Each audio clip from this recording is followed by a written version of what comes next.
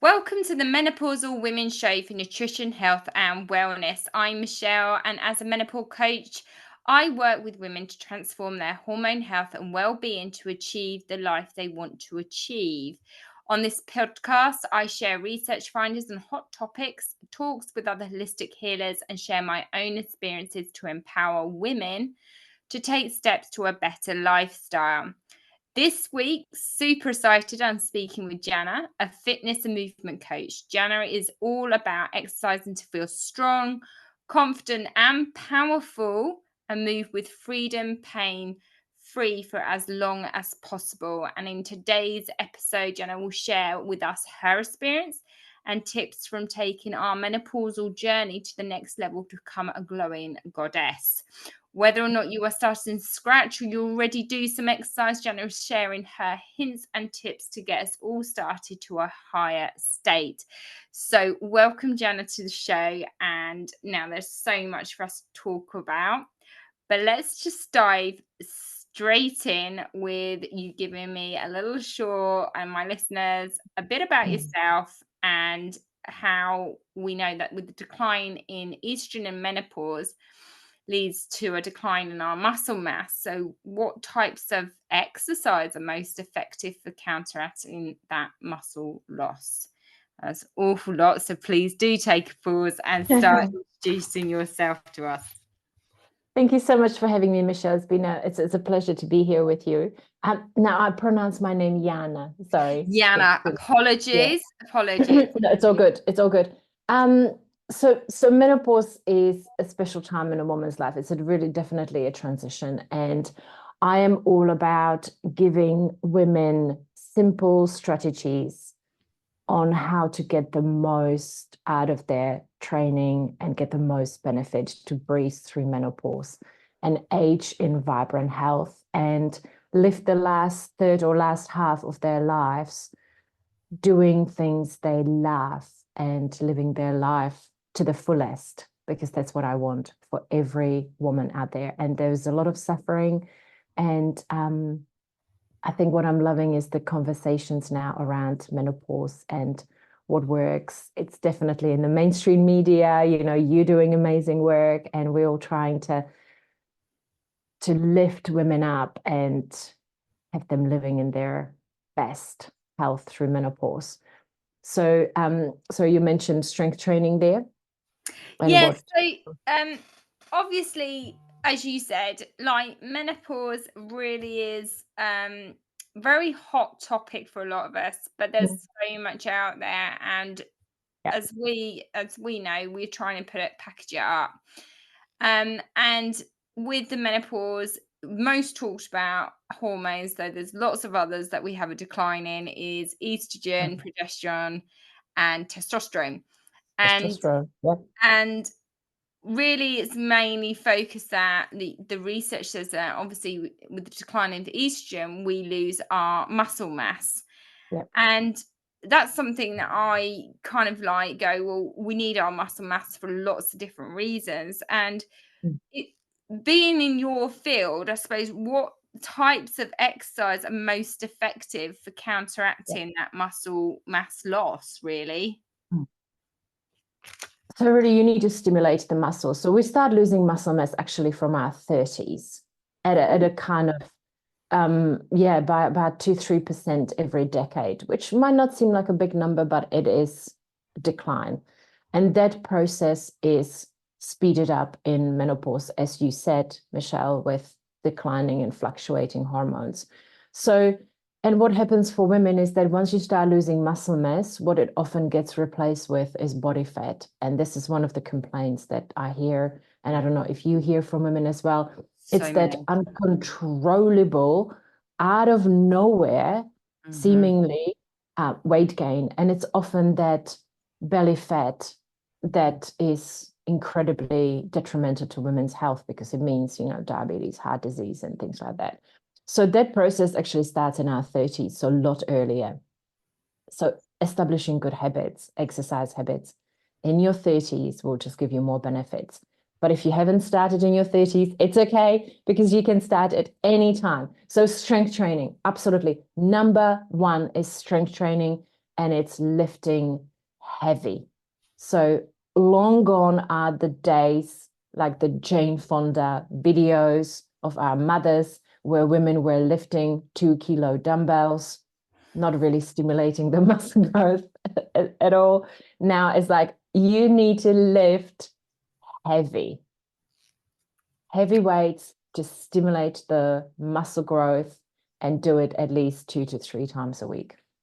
Now, the vision that I get with you saying that straight away goes, oh my God, I've got to get into a gym membership that's going to cost me a fortune. I've got to lift these heavy weights with all these strapping 20-year-olds that are like, Yeah. got this wonderful body. And there I am, right? I'm in my 40s, 50s, 60s. You're telling me to lift a load of weights. And I really don't want to be here because I'm bloody uncomfortable. Yeah. And that's the story that I hear all the time. So strength training can come in many, many forms. It doesn't have to mean gym and weights and young blokes flexing biceps in the mirrors, fluorescent lights, and a really light, obnoxious music. So I am a big fan of at-home workouts because I know that women in midlife are incredibly busy women. They're juggling families, elderly parents, work, carting children from activity to activity. Like we are so busy. And often, even finding an hour to go to the gym, it's just impossible. Not only women are intimidated by the gym environment, and, it's not my favorite place to exercise either. But then it's the time restriction. So I'm all about giving women 15 to 20-minute strength training workouts at home using functional tools, either kettlebells. I'm a big fan of the steel mace, which Okay. is a quite unusual tool, but it's so potent in building strength and mobility. Or just use your body. I mean, look at like people who do calisthenics or people who do, gymnastics and things like that. They are incredibly strong people. So it doesn't have to mean barbells and dumbbells. It can mean so many different things. It could mean just you get yourself a kettlebell and do some simple squats, some swings, some presses, some rows. It really doesn't have to be complicated, and it doesn't have to take a lot of time. There is so much research backing up that 20 minutes is enough to give you enough stimulation on the muscles to have, really phenomenal results. The key here is consistency. It's Mm. not the length of time you're training, it's the consistency. It's doing it, 3 times a week or more.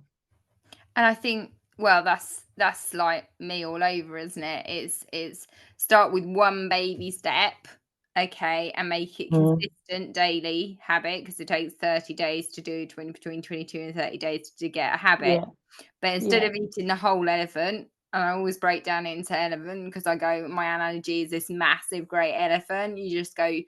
let's chunk it down. What's the one simple step? And to be quite honest, I think the key thing here is that I know from being in that age category that I'm like, I have been busier now than when I first had my children and I was a new mum, you know, Mm, and you're trying to do everything. So this 15, 20 minutes and consistency, I'm loving. And I think that's mm, probably the biggest message that we need to get out to particularly menopausal women is that it's not the whole hog. Okay, no. we can break it down, and this is what me and you are here for. We just break it down into simple strategies. Mm, So, what role does strength training actually play in managing menopausal symptoms, and how can women incorporate it into their routines? And when we talk about menopausal symptoms, we're talking about anxiety, overwhelm. Sometimes it's about like balance and confidence. Body image is a big mm, thing that we experience in menopausal symptoms. Brain fatigue is another one that and hot flashes. Have you got any sort of like thoughts on how does it this strength training, this 20 minutes a day or 3 times a week really helps with managing some of those symptoms? mm. So I've been following Dr. Lisa Mosconi, who is a PhD and actually studies females, because what we're also facing is that a lot of the studies are done on men and then retrofitted on women. So a lot of the advice out there floating about is actually has not been researched on women. It's just been retrofitted from men's research, which is very sad. So I tend to follow scientists who are actually doing research on actual women. And Dr. Lisa Mosconi is a brain researcher, and she is very clear on the the exercise styles that you need to do in menopause to help you elevate some of the pesky symptoms that women experience. And so strength training was really big for, as you said, the confidence and longevity, because muscle is the organ of longevity. If you don't have a good lean muscle mass and functional strength, then your aging is going to be very sad, because you simply won't be able to do normal things like clean your home, carry your groceries, walk up and down the stairs, sit down and get off the chair. So longevity, definitely. And then she identified strength training as very good mood enhancer. So, like, I don't know about you, but I've experienced real fluctuations in mood. I was a little bit depressed and there was really no reason for it. So it really elevates your mood, emotional health, and give you just kind of confidence, because you are building nice toned muscles and you have good posture and confidence. Then she identified that we should be doing some form of exercise which is a little bit more movement based. So this is your mobility training. Some women are really into yoga, tai chi, these type of movements that are really big for de-stressing, because stress is a massive thing in women in midlife, because we are juggling so much, and then we're being stressed out by the social media telling us how we should look and how we should behave and what our lives should look like. So some type of movement-based exercise style, it's really good for de-stressing and improving sleep. I think And then that complements with the strength training. I'm obviously, and my listeners know that I'm an athlete, or I'm classified definition as an athlete. And my focus, because we're coming into the winter here in the UK, is to go, before I start doing ultra training, is to go, right, I really got to focus on my strength training. And building up that fitness and the core, because I'll be running for quite a few hours on a particular event.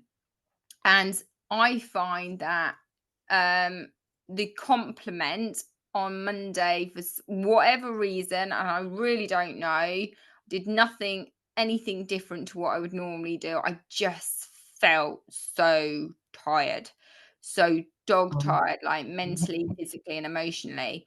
And so I switched it around to go, well, okay, I won't do a strength training. I'll just do a yoga relaxation. And I think that really helped, because with strength training, from my experience, and obviously you're the expert, is that it's brilliant. But like with everything, you're building the muscles, so you're toxin. So unless you stretch them and flush it out with good hydration, it can have a lot of effect on you. Absolutely. And I'm a big fan of mobility training. So obviously strength training is super important for women, but there is other styles that, especially in midlife, you need to focus on. And I think mobility and flexibility training is an absolute must. Because when people tell me, women ache so much. So many women are living in pain. And this could be super active women, this could be someone in between, and this could be inactive women. I mean, hip pain, back pain, neck pain, shoulder pain, frozen shoulders, sore knees, sore ankles. I mean, every single day I get messages from women how they have to deal suddenly with pain. And a lot of them are blaming aging. Like, I think that is like the biggest, lamest excuse out there is, I'm getting older Therefore, it is absolutely acceptable and normal to be living in pain and with frequent injuries too. People have nagging injuries. And, I coach a lot of athletes and a lot of incredibly active people, and they think it's completely acceptable to be injured all the time, to be in pain all the time. And I just don't understand how we arrived at this point. And doctors only, people go to doctors and they're like, oh, well, you just need to, that's just the way it is now. And it's, they don't really help. If only people knew that doing 10 minutes of mobility in your pajamas, literally from the corner of your bedroom, would eliminate most of the pain, most of the aches, will make you move freely for as long as you want and prevent all the injuries. Mobility is so potent. So mobility is essentially strength training for your joints and connective tissues. So your normal strength training is you building muscle mass and getting your muscles nice and strong, but you need mobility because often the injuries happen in the joints and the connective tissue. I mean, you are in the athlete's world, right, Michelle? So how many times have you heard from people about hip pain, constant injuries, frayed ligaments, overuse kind of injuries and pains? Like it's especially athletes, like they are so broken, especially in midlife, and mobility is the key. Mobility is the answer. Yeah, and I think though it's quite important. Yes, athletes, and that's a lot I do here, but there is also a lot of my clients are they're too tired or their knees have gone. So they think like when we talk about mobility and exercise, it's like, oh, you've got to run. And I'm going, well, actually, no, you don't. You can do the yoga. And it's interesting you raised about the strength and mobility. So yes, the strength, as we've said, is the muscle mass, but joint health is obviously a particular concern because we're at increased risk of osteoporosis. And you've said that actually it's the mobility. So it's that complement of the two. And I suppose really, what advice would you give of where do people start? Because again, oh, I'm too tired. And I'm going, well, actually, it depends on what your goal is. Because if you are too tired, actually, by doing that, you're enhancing the endorphins. So actually, you're not as tired, which people go, this is ludicrous. I'm doing exercise and you're telling me I'm not so tired, and I'm like, yeah, coupled with a very cold shower, and you can go on for a lot longer. So I suppose, what has been your recommendations of how women that are frightened, lacking in confidence, can just start by putting this into their routine? First question I asked is, are you a morning or evening person? Because I'm a morning person, so I can get up quite early and get up sort of like 15-20 minutes before the kids get up to go and do, a home workout of strength training, and then the following day a 15-20 minute yoga. But if you're a night person, it's kind of like, okay, what does your evening routine look like?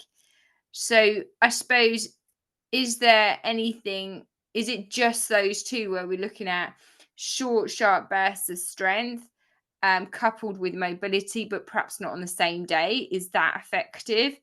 And then how have you kind of introduced it to some of your clients when they've started with you? So I think that mobility should become non-negotiable daily practice. And I think that what I also love about mobility is on the days when you are really tired. And I had horrible perimenopausal symptoms at the beginning of the year, and I couldn't train for quite a few months. I was just so exhausted, and it was very unusual for me because I normally bounce out of bed and I look forward to exercise. But mobility is something that really got me through because I was still maintaining, full range of motion in my joints. I was still moving in some way, so I didn't feel so awful about myself by not exercising at all.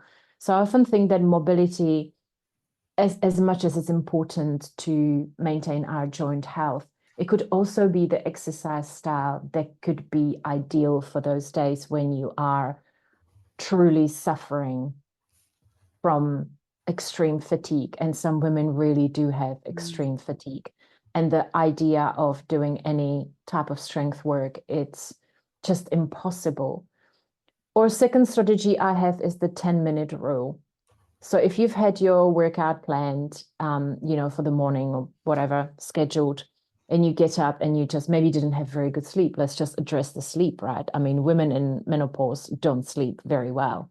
And if you've slept extremely poorly, I don't actually suggest that you do your strength training session because you're just tired.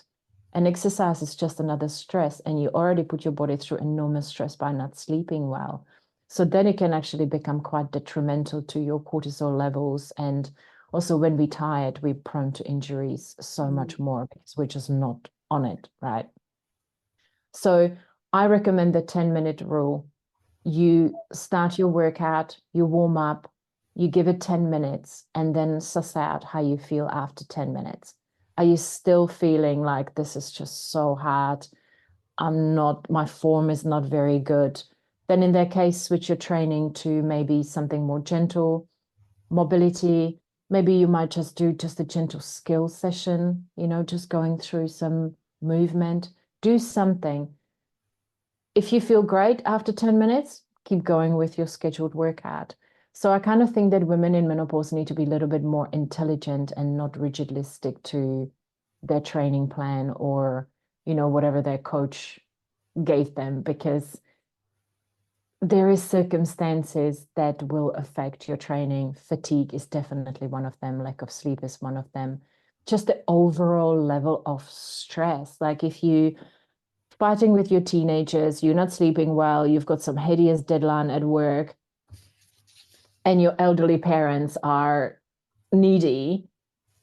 I mean, there is a whole bunch of stress, and exercise is just another form of stress.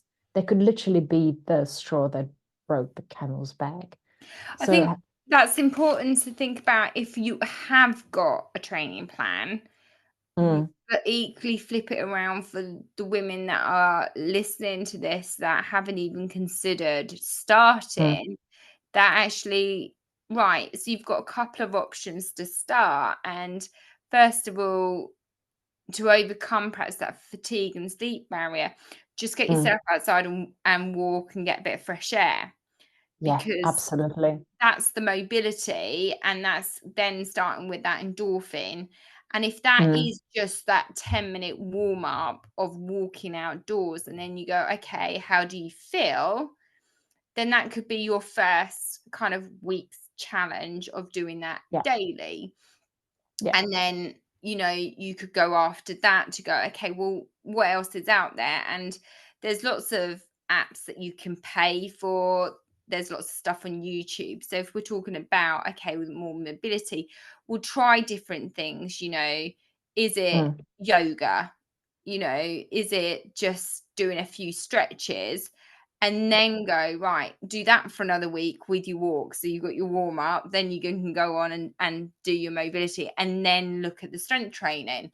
yeah, And again, there's lots of different things out there. As you said, there's body weights, there's kettlebells, oh and yeah, and the thing that I love about you and your work is that you are a home workout. So it's available with you 24/7, you know, mm, whichever day. It's simple, relatively low cost, because you don't need to yeah, spend lots of money. And, no, and again, you could try just doing that once a week to start off with. So you could mm, say, okay, well, on a Saturday, I have a bit of a lie in, I'm not getting up as early. Perhaps I'll go and do this, and it's my time. And this is another thing that I think is quite important, is when we're talking about movement, exercise, and strength training, we've discussed quite a bit about how it's with specific to menopausal and menopausal symptoms. But also I just go, well, actually, it's my self-care. It's quality time yeah, for me, yeah, where I'm not mum, I'm not work, I'm not a sister, I'm not, anybody else. I'm yeah. just me. Yeah, absolutely. It is so important to carve out a little bit of time for yourself, because, our day gets hijacked by so many things. And I think that exercise, and that's why I'm actually a big fan of doing it early in the morning, because often that is the only time, that's the easiest time you can carve out for yourself. I know that some women think, oh, I'm not really a morning person. You can become a morning person if you go to bed earlier. Yeah. Like, don't set your alarm for the morning, set your alarm for the evening, where you just really check out and go to bed and prioritize your sleep. So then you wake up refreshed. And I think that when you leave your training for the evening or the afternoon, so often women tell me something happens and, I don't know, they have to pick up kids, or they feel tired after their work day, or they haven't eaten enough, they haven't drunk enough. I think that morning is so powerful, because it's the most likely scenario your workout will actually happen, because you just wake up. You're just going to have to wake up, 20 minutes before everybody else, just to get that quiet time, and then sets you up for the day. Let's not forget that if you get your training session in, and it can just mean 10 minutes of mobility, I'm not talking about anything too elaborate, it will set you up for the day. You'd feel energized, you feel confident, you feel like, hey, I started the day with something for me, even if it's just a little 15-minute walk around the neighborhood or around your garden. It doesn't really matter. It's going to have such a positive flow-on effect on your day, rather than trying to squeeze it in at the end of the day, where you're managing dinners and kids and everything else, and dealing with the fatigue from the day. So mornings are just the golden time, I think, for women, and a bit of a surer strategy how to really fit it in. And as I said, you can totally become a morning person. I'm not asking to get up at 4 o'clock in the morning, but just, 20, 15 minutes before you would normally get up. It's not a big deal. Just go to bed 15 minutes earlier. Beautiful. So we've talked about, obviously, strength training, and that could be a couple of kettlebells, mace bar you mentioned. And we've said about the benefit of flexibility and mobility.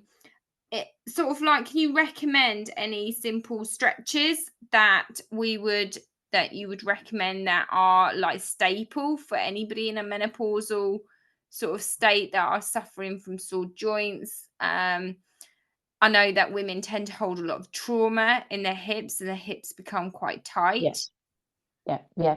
Definitely the hip area is one of the most important that people need to pay attention to, because also, let's not forget that women are extremely prone to hip fractures, right? We get osteoporosis or osteopenia. And I think there's some horrific statistics that one in every 3 women over 50 will have a fracture. And the most common sites of fractures is the wrist, the pelvis, and the hip. Oh, If you break wow. your hip, if you break your hip, I think you've got about 25% of dying within the first year post-fracture. 70, 80% of women will never return to the level of mobility and independence they had before fracture. So that is very, very scary.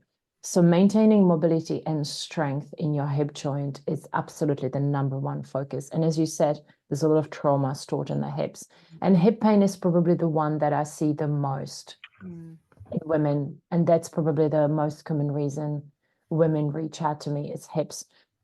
So there's a big difference between stretching and mobility and flexibility.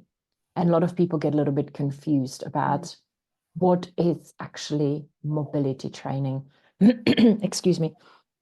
So mobility training is dynamic movements that take the joint through the full range of motion. So Okay. there is a real strength component in mobility training. Stretching, it's just elongating the muscles, and it's passive. So if you think about the classic kind of yin yoga where you're holding stretches for, a certain period of time, that is when you just trying to elongate the muscle. Mobility training is dynamic. So if you think about you sitting down on the floor, with your legs bent and you are moving your legs from side to side. So Wind you wipers, take, we call it. Wind yeah, yeah, wipers. yeah, the wipers. Yeah, I call it shin box switch. Yeah, on 1990, sometimes people call Yeah. it. So when you think about that, you are actually doing internal and external rotation of the hip, and you're trying to take that hip to that end range of motion. And then you can, from that, you can even, pop up onto the knees and lift your bottom off the ground. That is a real strength component added onto it. So then you are introducing strength into the joint. So you are essentially exercising, the ligaments and the small stabilizing muscles around the joint, which are often overlooked in traditional strength training. So I am talking about really strength training for the joint. And some of these movements are extremely difficult, even for very strong, active people, because they're just not doing this type of training. So this is what mobility training is. It's dynamic. It's taking the joint through the full range of motion, because once you stop taking the joint into the end ranges, you will lose the end of ranges. And often the injury happens at the end of range of motion, where you take your body into a position where you haven't built the strength, and injury will happen. I mean, we've all done it where like I once lifted my baby out of a car seat and did my back in because it was awkward, right? It was like I was bending and I was twisting and I was at that end range and I didn't build the strength in there, so I got injured. So injuries often happen in that end range of motion. I think also the key thing, being an athlete myself with the mobility and the dynamic, is when us as women, we in menopausal state, we lose fluid and Yeah, collagen, and it's actually trying to increase that flow yeah, to the joints, which helps with the sort of like the soreness and the pain that can absolutely. come with it. Yeah. Now, interesting enough, we talked about a lot about how strength, flexibility, mobility can help with menopausal symptoms. Equally conversely, is there any types of exercise which you have found from your experience and research which actually worsens menopausal symptoms? Yeah. I am not a big fan of HIIT classes like F45, CrossFit. I think Orange County in the US, yeah, these classes, which are so heavily marketed to women in midlife, yet I think they are just awful. It's not high intensity, it's moderate intensity cardio at best. True high intensity is actually very good for women, and there is a lot of research coming out about that, which we haven't mentioned. High intensity is all out effort. It is something you can only sustain for 20 to 30 seconds, and you need to have a 3-minute break to fully recover. So think about sprints. Yeah, which is actually one of the, according to research, according to Dr. Sims, who researches here in New Zealand, active No, women. she's brilliant. I know Dr. She's Sims. brilliant. Yeah, she's Yes. so good. So she's a big fan of true high intensity training to really prevent that weight gain. Because, due to estrogen dropping and inflammation rising, we are not metabolizing fatty acids and then they are being deposited into our belly. High intensity training just burns it. So it just never gets carted into the liver and then deposited into your abdominal area. So you said you're against like the HIIT and the CrossFits and Mm. stuff that's heavily marketed. From your experience, how has that worsened any symptoms, or is it just it doesn't have any impact to, making a difference to the belly fat, to any of the anxiety, the overwhelm, the confidence? Yeah.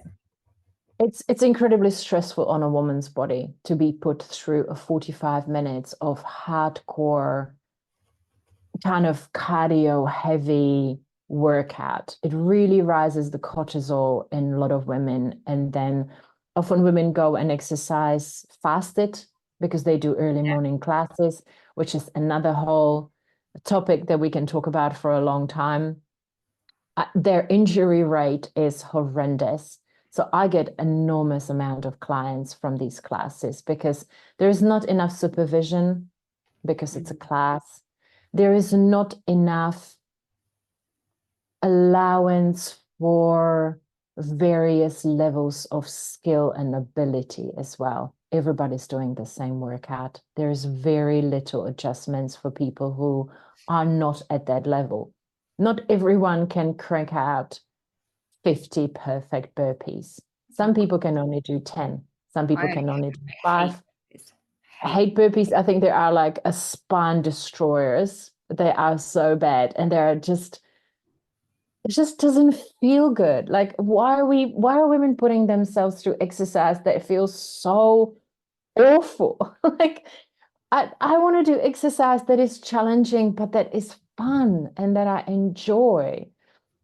And so I think that the busted shoulders, like a lot of women who do these classes are in what I call the boom and bust of exercise.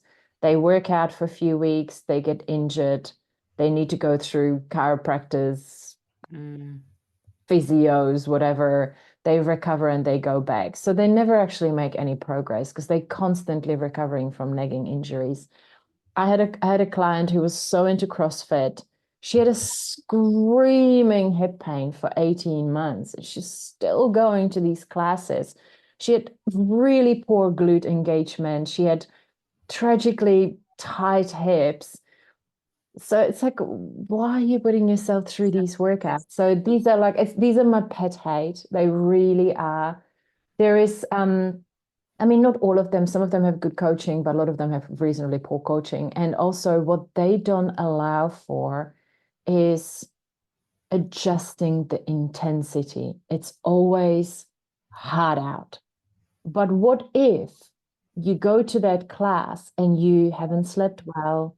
You're being really hit by perimenopausal symptoms.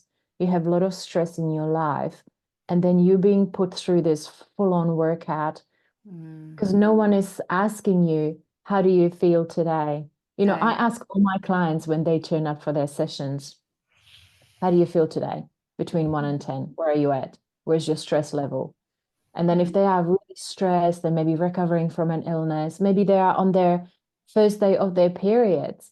Let's not forget about how we should be exercising in different parts of the cycle. If I'm 2 days before my period, there's absolutely no way I'm going to put myself through a workout like that. That is just stupid. Yeah.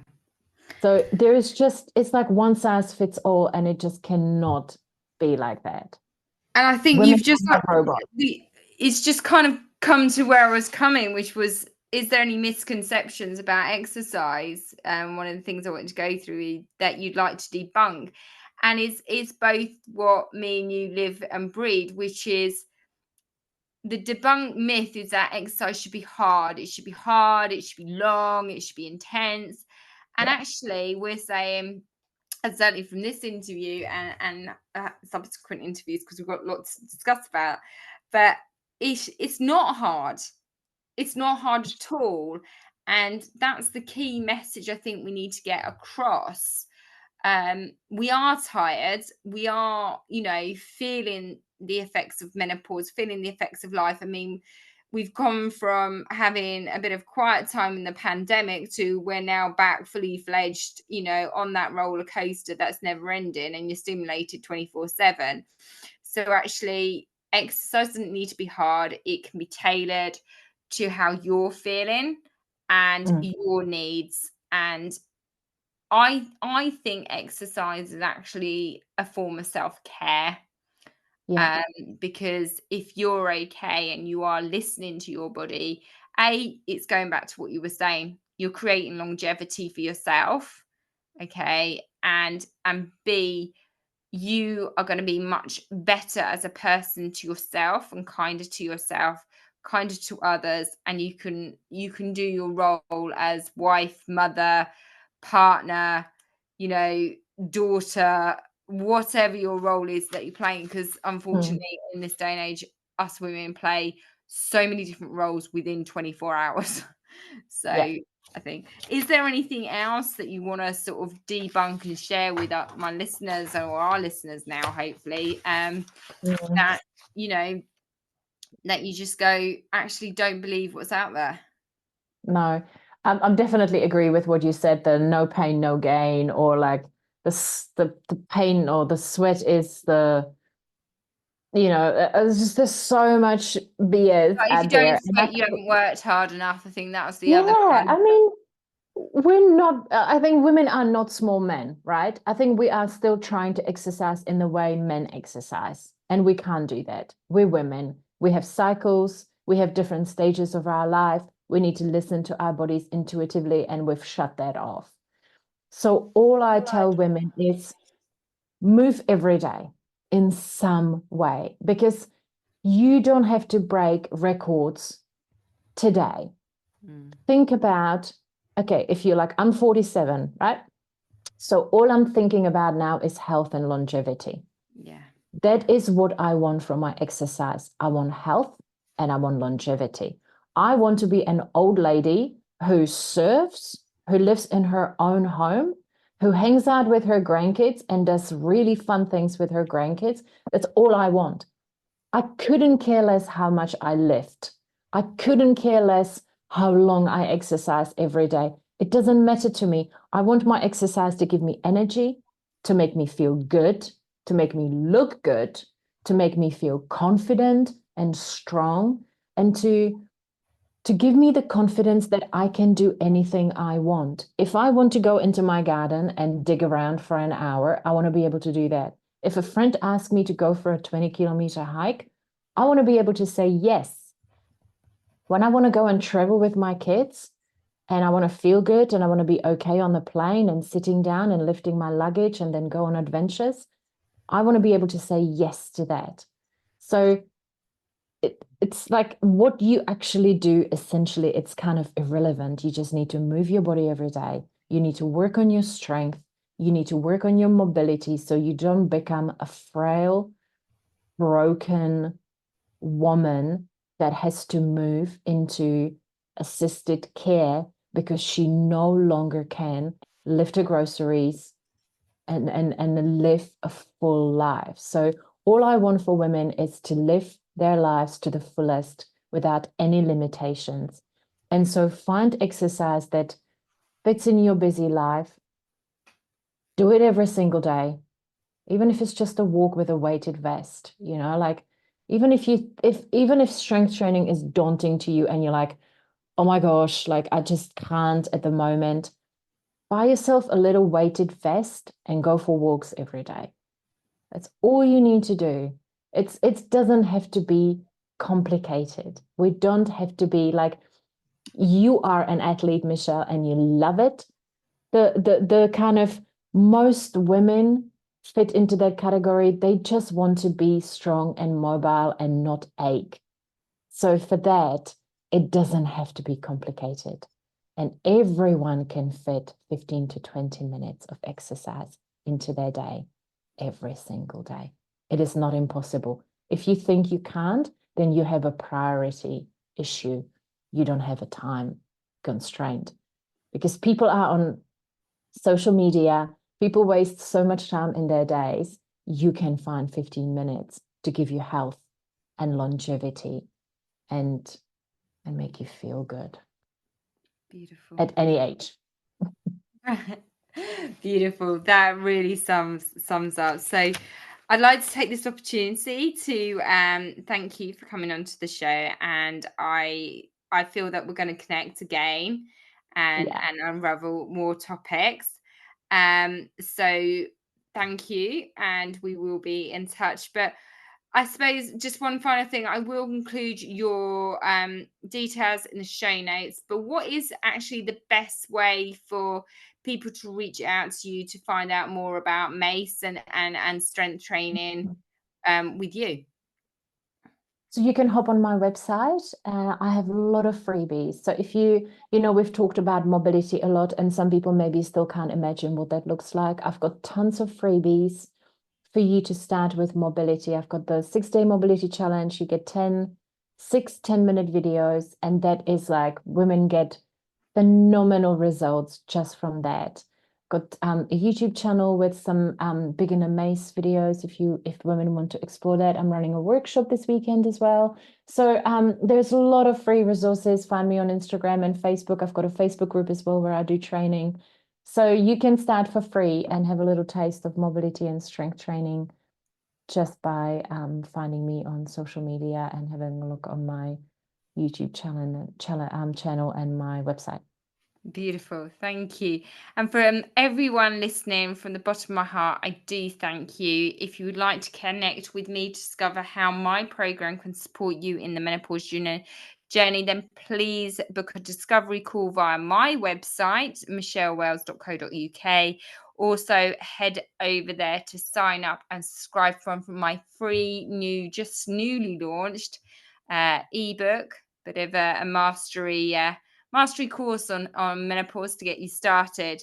So until next time, my friends, take care. And as we both say, make yourself a priority.